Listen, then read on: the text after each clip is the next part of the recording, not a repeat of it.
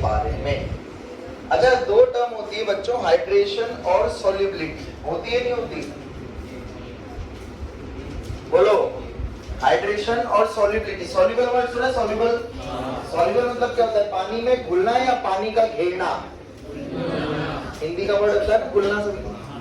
और हाइड्रेशन मतलब क्या होता है? पानी में घुलना या पानी का घेरना? सब लोग समझे? साउथ इंडियन मूवी में रजनीकांत गुंडे क्या करते हैं? मारते नहीं भाई, पहले घेरते हैं, माहौल बनता है, पहले घेरते हैं। तो वही चीज यहाँ पर है। क्या है हाइड्रेशन? मतलब क्या है? पानी का घेरना मीन्स सराउंड। तो लिखिए ब्रैकेट में हाइड्रेशन एनर्जी के। हाइड्रेशन मतलब क्या है? पानी का घेरना। लिखना भाई, पानी का घेरना। दर्श शर्मा क्या रहा है? ये लिख दिया हमने, घेरना। सोच रहा है कैसे लिखूं घेरना, गहना नहीं लिखना है।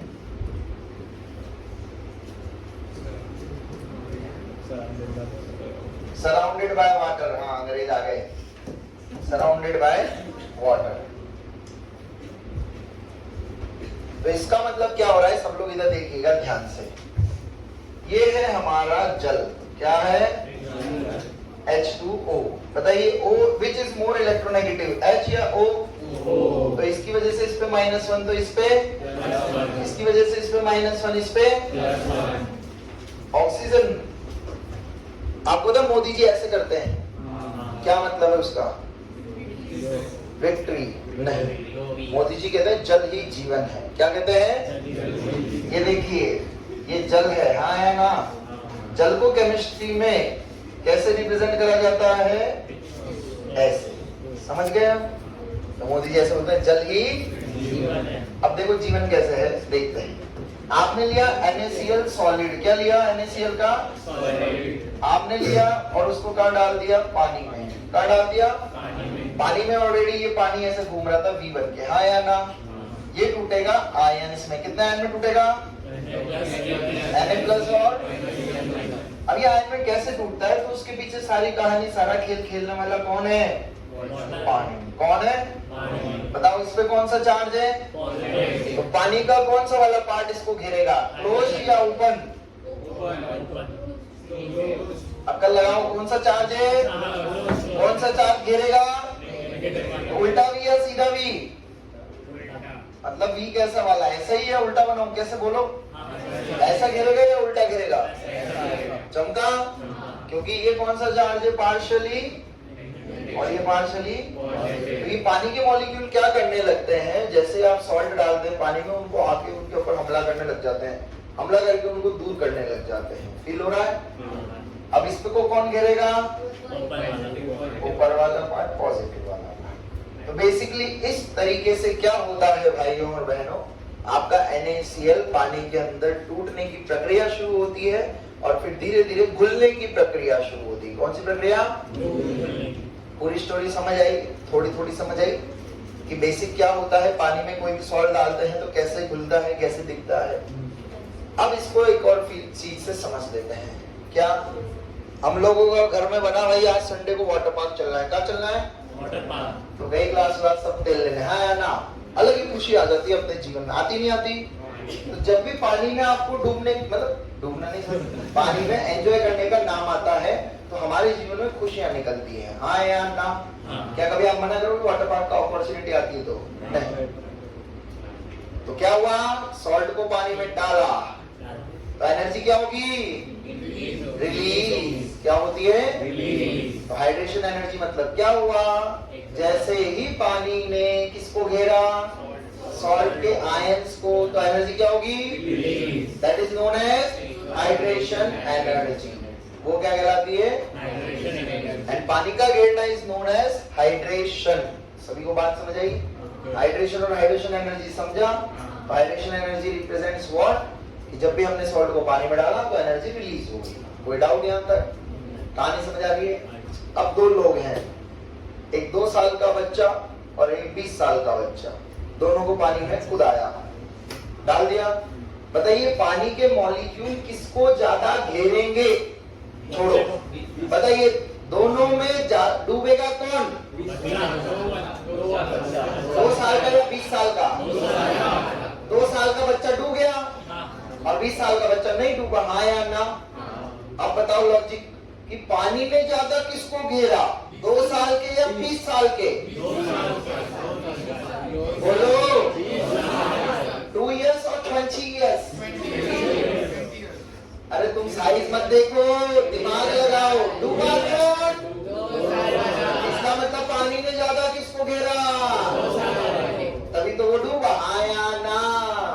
तू ये मत सोच सर साइज बड़ा है तो पानी ज्यादा चिपकेगा, ये थोड़ी हो रहा है। लॉजिकली सोचना है भाई, जो चीज डूबी उसका मतलब उसको वाटर के मॉलिक्यूल सराउंड करके नीचे ले गए, हाँ या ना? तो यहाँ सब देखो एक और लॉजिक समझ आ गया क्या? जिसका साइज छोटा उसका हाइड्रेशन, उसके हाइड्रेशन एनर्जी। तुम्हें समझ आता? All clear? सारे पॉइंट समझ आ गए? तीसरी चीज, ये पानी में तेल डालोगे या पानी में पानी? पानी में पानी, तो मतलब इसका मतलब होता है लाइक डिसॉल्व्स लाइक। क्या बोला? तो अपने 2 नेचर पढ़े अपन, एक पोलर और एक नॉन पोलर। पोलर सॉल्वेंट में जैसे पानी, पोलर कंपाउंड डिसॉल्व होते हैं, तो आयनिक कंपाउंड किसमें डिसॉल्व? आयनिक कंपाउंड कैसे, पोलर या non polar? Polar dissolves in polar solvent, non polar compound dissolves in non polar compound. का एग्जाम नॉन पोलर सॉल्वेंट लिखवाया था आपको कल, बेंजीन वेंजीन बताया था कुछ? नहीं बताया कुछ? ठीक है। Organic solvents are non polar, कैसे होते हैं? जैसे एक एग्जांपल होता है बेंजीन, बेंजीन सुना है सभी ने? Benzene is a non polar solvent, तो बेंजीन में कौन घुलेगा? नॉन पोलर कंपाउंड ही घुलता है। ये बात सभी को समझ आई? मतलब नॉन पोलर कंपाउंड ही उसी में नॉन पोलर सॉल्वेंट में घुलता है और पोलर कंपाउंड पोलर में ही घुलता है। इसका मतलब क्या समझ आया? लाइक डिसॉल्व्स, कहानी समझ आ गई? छापना शुरू करना चालू करा था? चलो ऐसे मत समझो, दूसरे तरीके से आपको समझाता हूँ, फिर यहाँ पे पहुंचेंगे।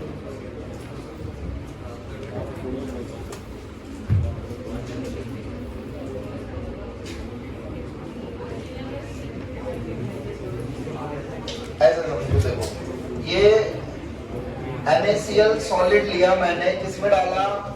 पानी। क्या बनेगा बताओ? नहीं, Na प्लस एक्वस और Cl माइनस एक्वस। इतनी बात समझ आई? तो ये डेल्टा H हो गया। इस रिएक्शन के दौरान जो भी हीट एनर्जी रिलीज हो रही होगी, हाँ या ना? ऐसा ही होगा। सॉल्युबल हो रहा है ना, हमने नमक डाला पानी में, सॉल्युबल हो गया, Na plus Cl minus ion मिलेंगे पानी में, कोई डाउट? सॉल्युबल हो गया तो एनर्जी रिलीज होगी, हाँ या ना? अब ये प्रोसेस कैसे होता है आपको देखो फील कराते हैं। लैटिस एनर्जी पढ़ा दिया क्या मैंने? लैटिस एनर्जी की परिभाषा याद है क्या किसी को? क्या होती है? पोलराइजिंग। लैटिस एनर्जी होती है किसी लैटिस की एनर्जी, किसी लैटिस की, किसी आयनिक कंपाउंड की एनर्जी जो रिलीज होती है। क्या होती है? याद है? Formation of constituent gaseous ion. अरे वो टमाटर प्याज कंस्टिट्यूएंट आयन थे, हाँ टमाटर प्याज से तो चमका। देखो वही याद आ रहा ना, कंस्टिट्यूएंट गैसियस आयन से क्या बन रहा था? आयनिक क्रिस्टल, हाँ या ना? तो एनर्जी क्या हो रही थी? क्या लिखा था वहां पर? कौन सी एनर्जी थी? लैटिस एनर्जी उस एरो पे लिखा था, याद आ गया? अब देखिए क्या हो रहा है। तो भाई लोगों सबसे पहले ये सॉलिड स्टेट में, हाँ या ना? पहले ये टूटता है। आपको मैं फील करा रहा हूँ कि ये नमक जब आप पानी में डालते हैं तो बेसिकली क्या प्रक्रिया होती है पूरी, उसको अपन समझ रहे हैं। कैसे टूटेगा? Na plus gaseous ion, Cl minus gaseous ion में टूटेगा नहीं टूटेगा? कौन सी एनर्जी लगी? हाँ, समझे नहीं समझे? ऐसे होता है पूरी प्रक्रिया। सबसे पहले हम जो पानी में डिसॉल्व करते हैं तो वहां से वो लैटिस एनर्जी को लेता है। किसको लेता है? चालू है ना? लैटिस एनर्जी को लेता है। अब भाई साहब स्वाद ही नहीं आया, फिर आपने और उसको घुमाया घुमाया घुमाया, उसको घोटा, तो क्या समझ आया? आपने एनर्जी तो दी, सारी एनर्जी तो हम ही दे रहे ना भाई। तो क्या हुआ? किसमें डाला? किसमें था ये? पानी में। तो पानी तो डला हुआ ही है, अब क्या होगा, क्या होगा, हाँ क्या होगा, हाइड्रेशन। और जैसे ही इसका हाइड्रेशन होना शुरू होगा थोड़ी देर बाद ये क्या होगा, घुल जाएगा। क्या होगा, सॉल्युबल हो जाएगा। सभी को बात समझ आई? इस टाइम पे जो एनर्जी रिलीज होती है वो कौन सी होती है? तो बेसिकली टोटल एनर्जी कौन कौन सी लगी? इतनी बात सभी को चमका? अब इधर सुनना ध्यान से, हम थोड़ा सा वेरिएशन देख रहे हैं। मैंने बोला लैटिस एनर्जी की वैल्यू हाइड्रेशन एनर्जी से कम है। क्या है? तो बताओ सॉल्युबल होगा या इनसॉल्युबल? बोलो सॉल्युबल होगा या इनसॉल्युबल? दिमाग लगाओ, दिमाग थोड़ा सा। ये वैल्यू ज्यादा है, हाँ या ना? पानी गिरेगा नहीं गिरेगा? पानी में घुलेगा नहीं घुलेगा? क्योंकि बॉन्ड तो पहले ही टूट चुके थे ना। अरे समझ आ रहा है? यहां तक पहुंच गए मतलब वो सॉल्युबल हो ही, और अगर यहीं रह गए, यहां तक पहुंचे ही नहीं, ये वैल्यू ही कम निकली, तो सॉल्युबल नहीं होगा। तो हाइड्रेशन एनर्जी ज्यादा मतलब कंपाउंड कैसा होगा? सॉल्युबल। दूसरा केस में लिख रहा हूं लैटिस एनर्जी कम ज्यादा, और डेल्टा एच हाइड्रेशन, तो पानी ने घेरा क्या? घेरा होगा, पर उतना इफेक्टिव नहीं है जिससे वो डूब जाए, जिससे वो इसका मतलब वो कैसा सॉल्युबल बोलते हैं उस केस में? Sparingly soluble. क्या बोलते हैं? मतलब बहुत कम सॉल्युबल, वेरी लेस सॉल्युबल। सानी समझ आई? और इनसॉल्युबल भी बोल सकते हैं, उसमें कोई दोहराई, पर वो एक्चुअली जब एक्सपेरिमेंट करते तो थोड़ा बहुत तो सॉल्युबल होता ही है। तो इसलिए क्या बोला, स्पेरिंगली सॉल्युबल। पर एग्जैक्टली सॉल्युबल कब होगा वो लॉजिक समझा? कब होगा? जब हाइड्रेशन एनर्जी ज्यादा होगी लैटिस एनर्जी से। सभी को बात समझ आई? तो बताओ सॉल्युबिलिटी कौन सी एनर्जी के प्रोपोर्शनल होगी, हाइड्रेशन या लैटिस एनर्जी? हाइड्रेशन एनर्जी ज्यादा तो सॉल्युबिलिटी, लैटिस एनर्जी ज्यादा तो सॉल्युबिलिटी। चमका? छापो फटाफट। पीछे कुछ भी नहीं है, वो बाद में लिखवा दूंगा। अभी है, पहले आपको ये लिखवा दिया, इसको लिखो, मैकेनिज्म करके लिख लो। हेडिंग लिखनी है तो किसी को मैकेनिज्म कैसे होता है, जस्ट ऐसे। इसको बोलते हैं डेल्टा एच, मैंने एफ की फॉर्मेशन थोड़ी हो रहा है, सॉल्यूशन बन रहा है। गैस सॉलिड से एक्वस तो सॉल्यूशन, तो इसको सॉल्यूशन लिख देते हैं। तो डेल्टा एच सॉल्यूशन बन गया अपने पास, तो ये सीन होगा।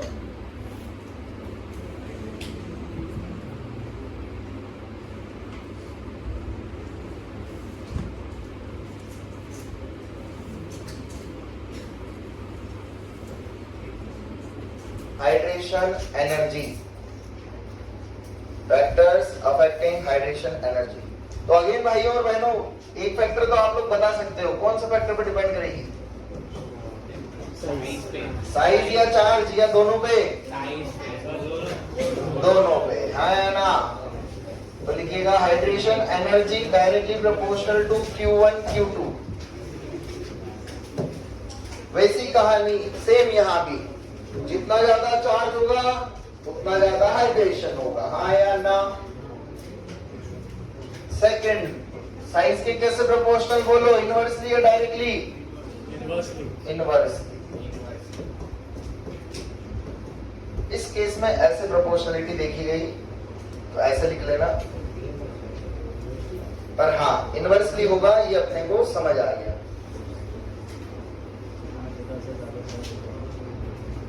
अभी बताएंगे इनवर्सली कैसे और चार्ज के कैसे। लिखो, इतना लिखा? गामा नहीं है, आर है और रेडियस है।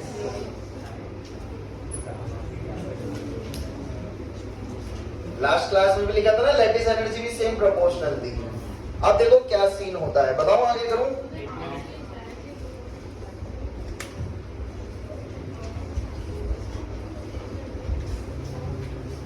चलो, ये है बेबी। क्या है ये? बच्चा, हाँ बेबी वो तुम्हारी वाली बेबी नहीं, हाँ बच्चा वाला बेबी। और ये है बाबा, ये कौन है? बाबा। ये है बेबी। ध्यान से समझ लेना एक बारी में।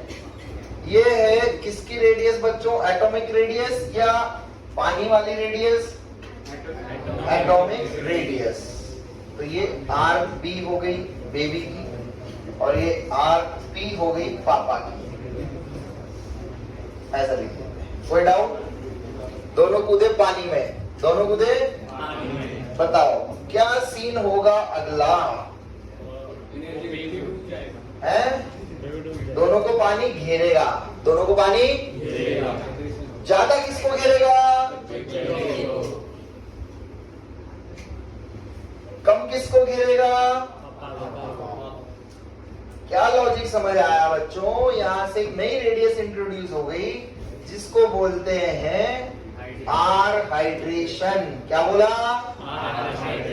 That is hydration radius. क्या बोला मैंने? तो कुछ चमका नहीं चमका? जिसका साइज छोटा हाइड्रेशन रेडियस, साइज बड़ा हाइड्रेशन रेडियस। सभी को समझा? आइए पीछे। तो ये सीन समझ आ गया। रेडियस की value, hydration energy, hydration radius कम, समझे? साइज की वैल्यू कम, हाइड्रेशन रेडियस, तो हाइड्रेशन एनर्जी। तो बताओ जब वाटर पार्क जाते तो अपने को ज्यादा मजा आएगा अपने पप्पा को? अपने को। अपन ज्यादा एक्साइटेड होते क्योंकि बाबू की तो जेब कटती है। हाँ या ना? मतलब आप फील हुआ जो मैं समझना चाह रहा था? तो क्या समझ आया बच्चों यहां से? जिस भी एनायन कैटायन का साइज छोटा, हाइड्रेशन एनर्जी ज्यादा, हाइड्रेशन रेडियस ज्यादा, एटॉमिक रेडियस कम, एटॉमिक रेडियस ज्यादा, हाइड्रेशन एनर्जी कम, क्योंकि हाइड्रेशन रेडियस कम। समझे लॉजिक? फील हो रहा है? समझ आ रहा है? छापो फटाफट। ये लिख लिया? ये लिख लिया। तो ये बेबी और बाबा नहीं है, ये क्या है? साइज ऑफ कैटायन या एनायन। ये भी है साइज ऑफ कैटायन और एनायन।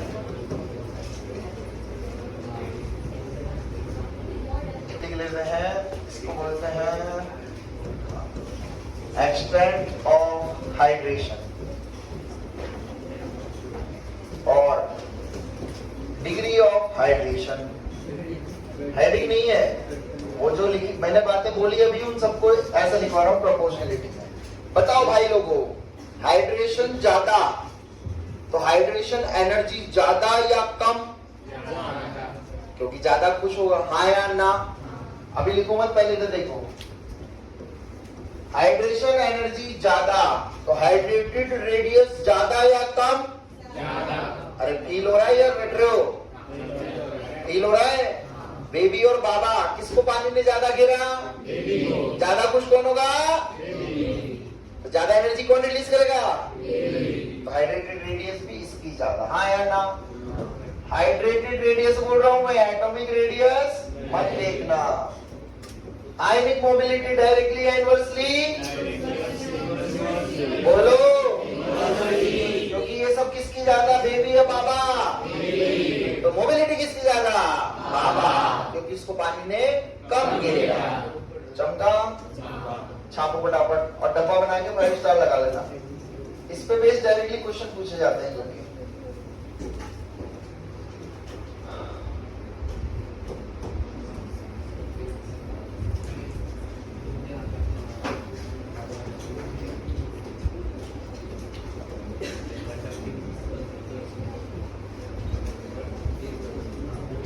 कंडक्टिविटी किसके प्रोपोर्शनल? मोबिलिटी, मतलब मोबिलिटी के डायरेक्टली। तो यहाँ लिख देता हूँ, क्या ऐसा लिख देता हूँ, नीचे वाला ऐसा लिख देता हूँ। Ionic mobility is directly proportional to ionic conductance या कंडक्टिविटी, दोनों वर्ड एक ही है, उससे कुछ फर्क।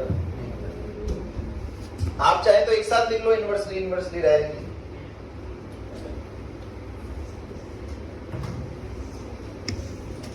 आंसर क्या होगा? Ionic conductance. बेबी या बाबा?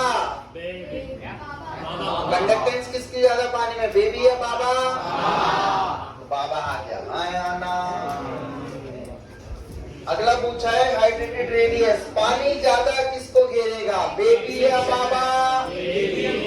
हो रहा है ना सब्जेक्ट? बस ऐसे फील करके रखना तो क्वेश्चन सही जाएंगे, कभी गलत होंगे ही नहीं। माल्टन स्टेट, बताइए माल्टन स्टेट में ऑर्डर क्या होगा? Na के रब से और ना के रब। अच्छा लास्ट वाले का बता दो, एक्वस स्टेट में किसका ज्यादा, क्या पूछा? कंडक्टिविटी, बेबी या बाबा? बोलो बेटा, आप कुछ बोलती हो? हाँ आप। बेबी बाबा बोलने में दिक्कत तो नहीं है? गलत आया कौन से वाले का? तो हमसे पूछिए ना, आप काहे इतनी टेंशन ले रही हैं? आपको फील करा देंगे हम। चलिए वापस से कूदा देते हैं। एक पानी में सिक्का पड़ा था, बेबी कूदा, उसके बाबा कूदे, सिक्का कौन ढूंढ के लाएगा? जिसकी मोबिलिटी ज्यादा होगी, आया ना? डूबेगा कौन? इसका मतलब पानी ने ज्यादा किसको घेरा? तो सिक्का कौन ला के देगा? तो जिसका साइज बड़ा उसकी आयनिक मोबिलिटी बड़ी ज्यादा, हाँ या ना? बताइए एक्वस स्टेट में कंडक्टिविटी किसकी ज्यादा है, सोडियम या सीजियम? Any doubt? अरे तो एक्वस में किसकी ज्यादा? सोडियम। सॉरी मॉल्टन में किसकी ज्यादा? आप समझिए बताता हूँ। मॉल्टन मतलब क्या स्टेट? पानी तो है ही नहीं, और जब पानी नहीं होगा तो पानी को कोई घेरेगा क्या? अब दौड़ लगेगी, क्या लगेगी? बेबी और कौन जीतेगा दौड़? पानी में नहीं, अब पानी के बाहर जमीन पे, बोलो कौन जीतेगा? अब तू और तेरे पापा की रेस होगी, तेरे पापा जीतेंगे। अरे समझे? अब जल में नहीं है। अरे फील हुआ? मॉल्टन। अभी तक आप किस में सोच रहे थे? पानी में। किस में सोच रहे थे? अब पानी से बाहर आ गए। भाई साहब सामने जलेबी लटक रही, खानी है, रेस होती है ना जलेबी दौड़। बताओ कौन जीतेगा, बेबी या बाबा? अब तुम और तुम्हारा बाबू रेस कर रहा है, अब वो बात अलग है, तुम्हारे बाबू ज्यादा फिट है। बच्चा 2 साल का। अच्छा अरे तो 2 साल का थोड़ी कर दो, थोड़ा तो अक्ल लगाओ यार, लॉजिकली वो समझाने के लिए था। चलिए बताओ मॉल्टन स्टेट में कौन जीतेगा? जिसका साइज छोटा होगा। और एक्वस स्टेट का फील आपको करा दिया, उसमें पानी घेरेगा तो वैसा सोच रहा। आप समझ गए? क्लियर? तो हमेशा ध्यान रखना है, कुछ नहीं दिमाग लगाना। अब देखो इसको और क्लियर करा देता हूँ। चलो देखिए इधर, मॉल्टन स्टेट में कंडक्टिविटी करनी, क्या करनी है? कंडक्टिविटी में तो दौड़ लग रही है, हाँ या ना? बताओ इसका साइज मास, इसका साइज मास, कौन रेस जीतेगा? सिंपल, समझे? जब तक तुम्हें किसी ने रोका नहीं तब तक वही रेस जीतेगा जो हल्का होगा, और जो बल्कि होगा वो रेस नहीं जीतेगा। समझ गए? अब पानी में डालते ही सीन पलट गया, क्योंकि पानी में रोकने वाला आ गया। कौन रोक रहा है? पानी। पानी घेर रहा है, पानी। कहानी समझ आ गई? पूरी समझ आ गई? सब क्लियर हो गया एकदम? चलिए लिख लीजिए, solubility is directly proportional to hydration energy and inversely proportional to lattice energy। सही बात है? वो सीन दिमाग में आ रहा है? वो जो मैकेनिज्म बताया था आपको कैसे घुलता है पानी में, पहले लैटिस एनर्जी होती है, लैटिस एनर्जी ज्यादा तो सॉल्युबिलिटी कम, लैटिस एनर्जी कम, हाइड्रेशन ज्यादा, सॉल्युबिलिटी ज्यादा। यो ब्रो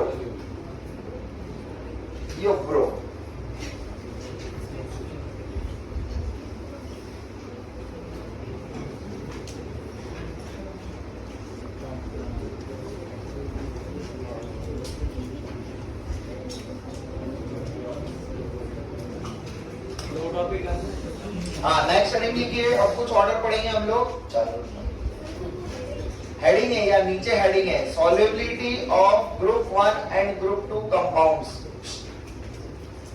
तेरे को अगली बार से नीचे बैठाऊंगा, बातें करता है बैठ के दोनों से, और फिर इल्जाम लगा देता है सर ये मेरे से बातें कर रहा था।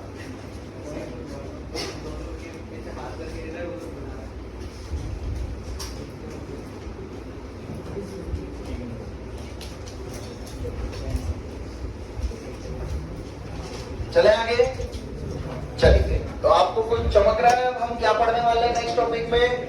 हम ग्रुप 1 और ग्रुप 2 के कुछ कंपाउंड्स दूंगा आपको।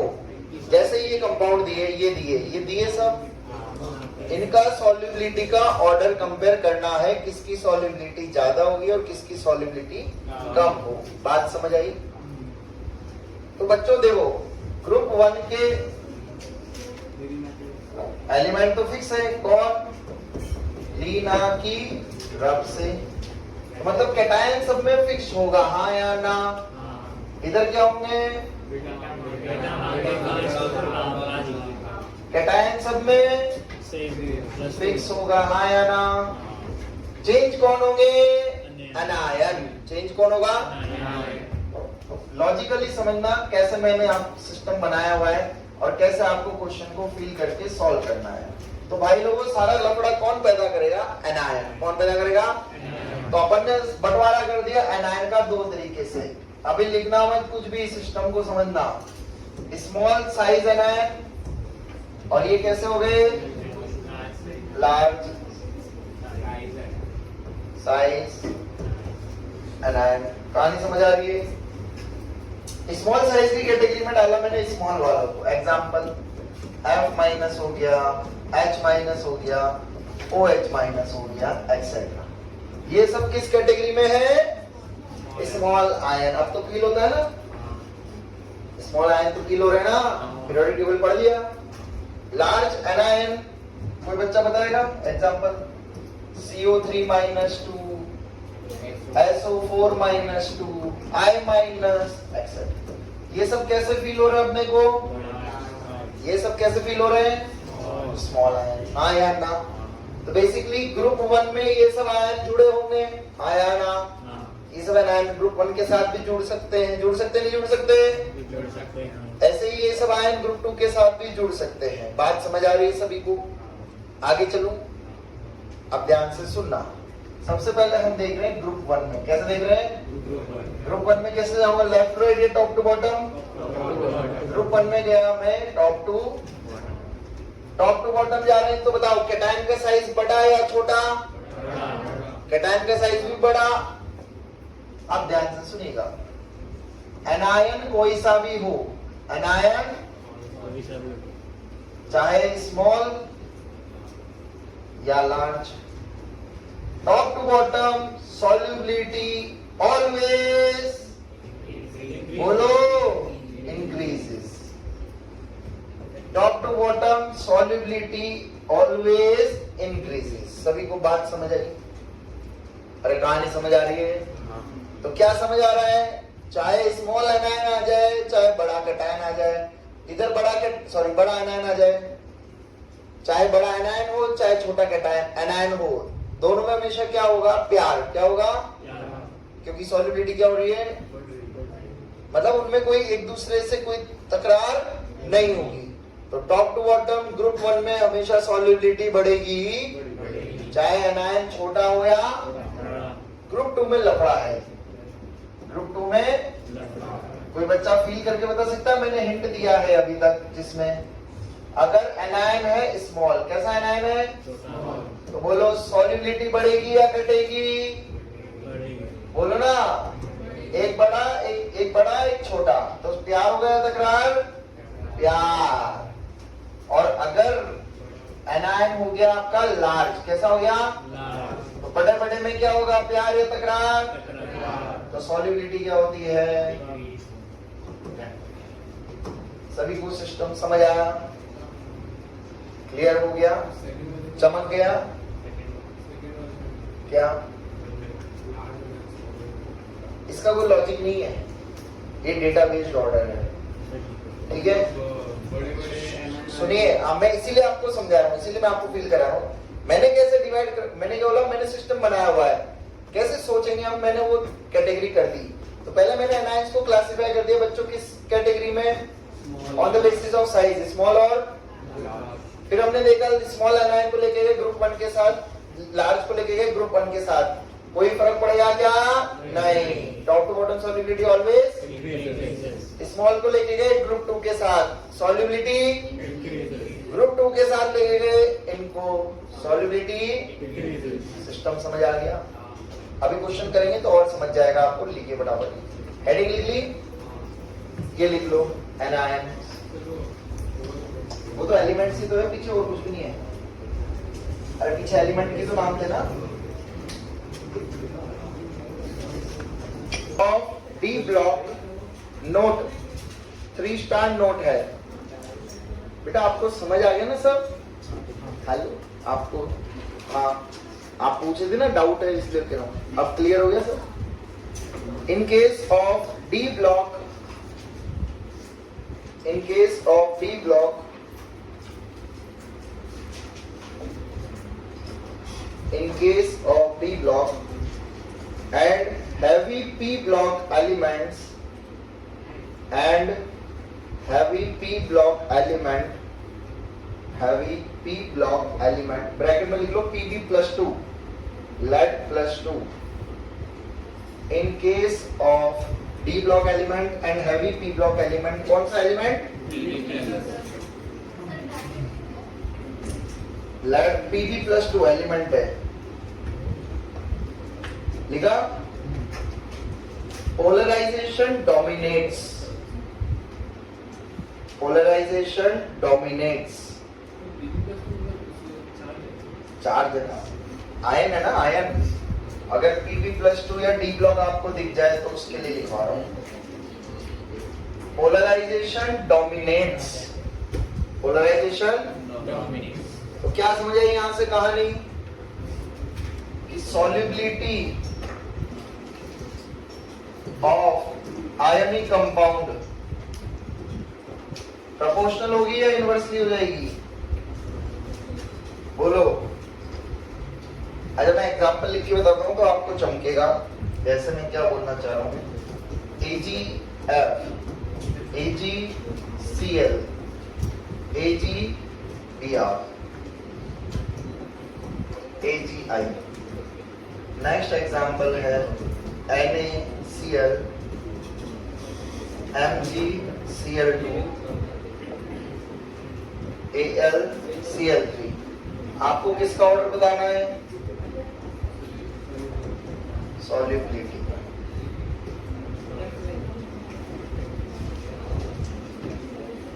तो solubility of ionic compound inversely proportional हो जाएगी पोलराइजेशन। और पोलराइजेशन मतलब कौन सा कैरेक्टर? Covalent character. ये तो है ही ना। अरे आयनिक कंपाउंड ज्यादा सॉल्युबल होते हैं या कोवेलेंट? आयनिक ज्यादा सॉल्युबल या कोवेलेंट? तो कोवेलेंट की सॉल्युबिलिटी हमेशा क्या होगी? बोलो, कम रहेगी, हाँ या ना? अब पोलराइजेशन जैसे पिक्चर में आ गया, इसका मतलब कौन सा रूल? पजान्स रूल। कौन सा रूल? तो अब आपको इन सब की सॉल्युबिलिटी बतानी है। देखिए, क्या ग्रुप 1 या ग्रुप 2 का केस है? इधर देख ले, इधर देखो, ग्रुप 1 ग्रुप 2 का केस है क्या? नहीं। कौन से ब्लॉक का एलिमेंट है? D block. कौन आगे आए? जिंदगी कैडबरी होगी, हाँ या ना? कौन से ब्लॉक का? कैसे सोचना है सॉल्युबिलिटी का? पजान रूल से। कैसे सोचना है? पजान रूल लगा दो। क्या देखोगे पजान रूल में? Anion cation. कैटायन सेम है, एनायन सेम है? अरे क्या सेम है? कैट या एंड? कैटायन सेम है, तो फिर एनायन को देखेंगे। एनायन का साइज बड़ा तो पोलराइजेशन बड़ी, तो कोवेलेंट कैरेक्टर तो सॉलिडिटी घटा, चमका। दोबारा बोलू, डी ब्लॉक का एलिमेंट डी का नहीं बी का, तो कौन सा फैक्टर सोचने का है? हजान रूल एनायन के साइज के प्रोपोर्शनल या इन प्रोपोर्शनल, प्रोपोर्शनल या इनवर्सली प्रोपोर्शनल, डायरेक्टली। तो क्या समझा पोलराइजेशन सॉलिडिटी के? तो एनायन का साइज बड़ा तो पोलराइजेशन, तो सॉलिडिटी, तो सॉलिडिटी किसकी सबसे कम आएगी? हाँ या ना? बोलो। Fluorine, chlorine, bromine, iodine, top to bottom size बढ़ेगा या घटेगा? एनायन का साइज बढ़ा, पोलराइजेशन, सॉलिडिटी अब हो गया। यही तो बता रहा हूं इतनी देर से। इधर देखो, कैसे देखोगे? कुछ नहीं दिमाग लगाना, यहाँ तो चार्ज से ही हो रहा है ना यार, चार्ज से ही हो रहा है, या खजान रूल कुछ भी लगा लो, करो सॉल्व, छापो और करो सॉल्व।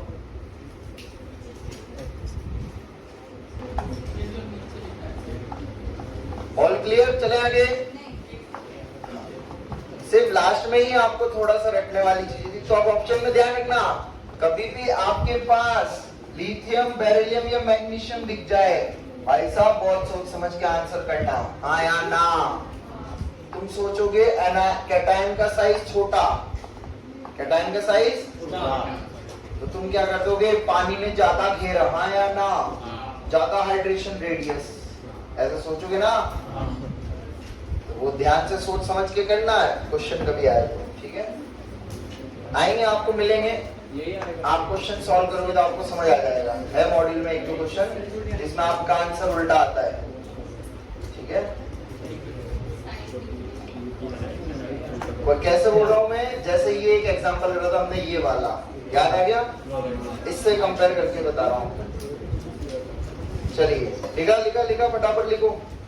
बताओ मेल्टिंग पॉइंट, बॉइलिंग पॉइंट कौन से कंपाउंड के ज्यादा होते हैं, आयनिक या कोवेलेंट? तो आयनिक कंपाउंड्स या ionic character is directly proportional to, directly proportional to, inversely proportional to covalent character. और कोवेलेंट कैरेक्टर मतलब पर्पस से पोलराइजेशन। तो कभी ऐसा क्वेश्चन आ जाए तो ध्यान रख लेना, जनरल ट्रेंड में आंसर कर सकते हैं। एमपीपी, मम्मी पापा, बेटा पापा, अरे मेल्टिंग पॉइंट, बॉइलिंग पॉइंट यार bro. All clear? Finally ionic bond खत्म, शुरू करते हैं अब मजा आएगा आपको पढ़ने में एकदम। नेक्स्ट टॉपिक लिखिए, कोवेलेंट बॉन्ड्स। कोवेलेंट बॉन्ड,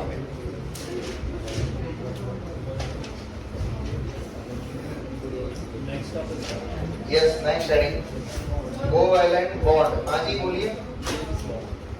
हाँ बोलो, कुछ कह रहा है कोई? चलिए, types of covalent bonds, types of. अच्छा, कोवेलेंट बॉन्ड कैसे बनता है, शेयरिंग वेयरिंग वो सब नहीं पढ़ा रहा हूं मैं, ठीक है?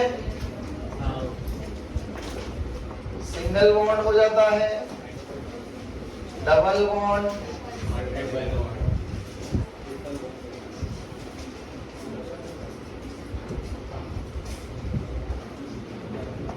और ट्रिपल बॉन्ड। सिंगल बॉन्ड मतलब ऐसा सी, कार्बन कार्बन के बीच में डबल बॉन्ड भी बन जाता है, और कार्बन कार्बन के बीच में ऐसे कभी देखे आप लोगों ने? हाँ, ऑर्गेनिक में, क्योंकि ऑर्गेनिक में अभी बताया ना आपको, कार्बन कौन से बॉन्ड बनाता है, आयनिक या covalent? Carbon works on the principle of sharing is caring, हाँ या ना? तो कार्बन हमेशा शेयरिंग करता है, कोवेलेंट बॉन्ड ही बनाता है। नेक्स्ट लिखिए। हाँ जी, हाँ जी।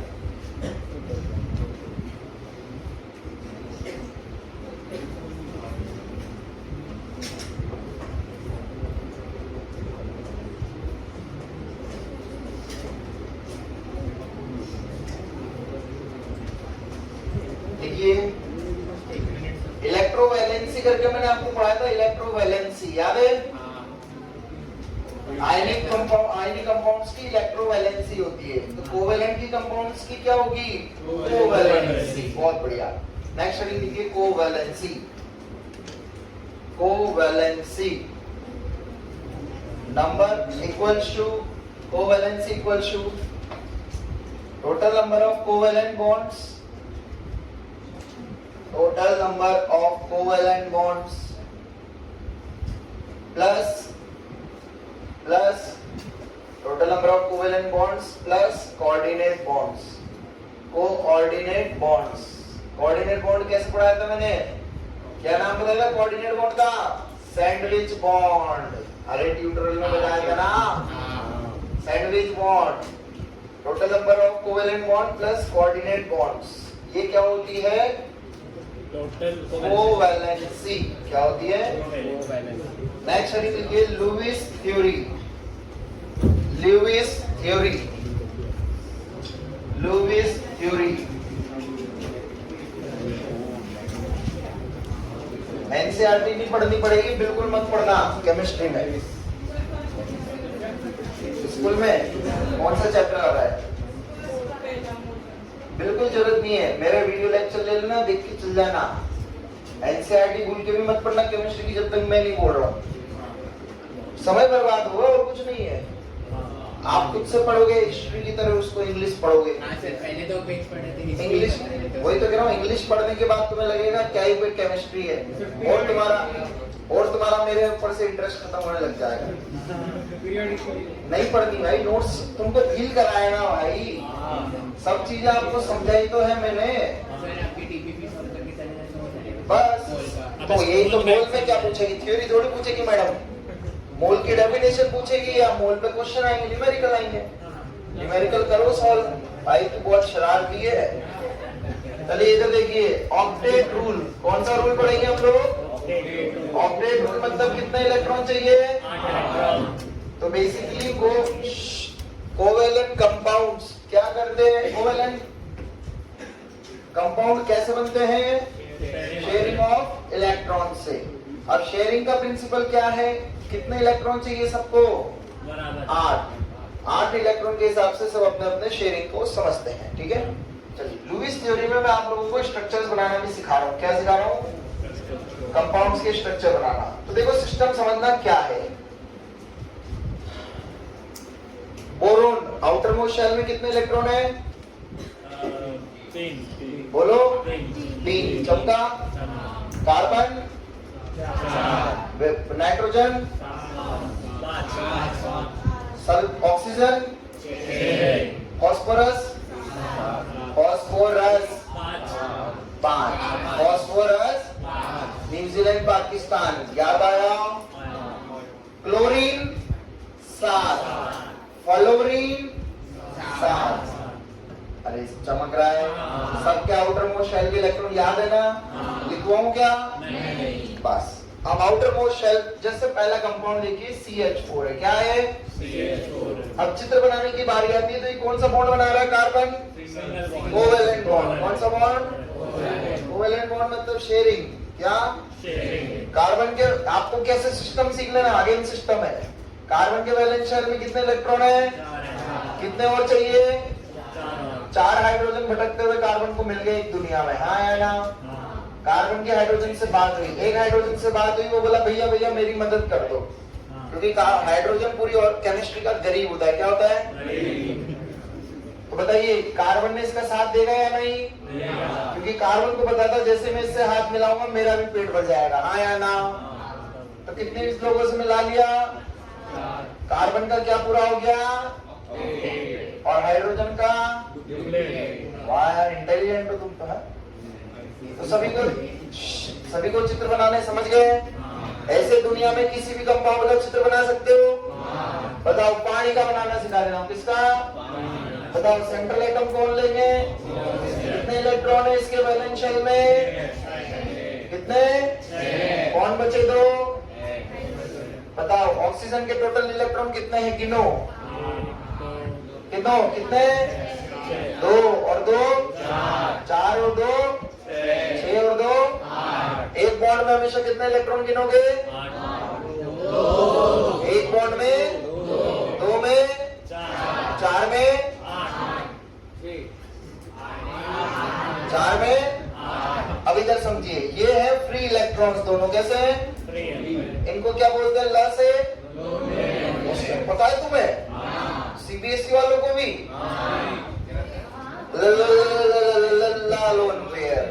लोन पेयर बोलते हैं, पता है क्या? तो पेयर ऑफ इलेक्ट्रॉन्स को केमिस्ट्री की दुनिया में बोला जाता है जो फ्री होते हैं लोन पेयर। तो बताओ ऑक्सीजन के पास कितने लोन पेयर हैं? कितने बॉन्ड है?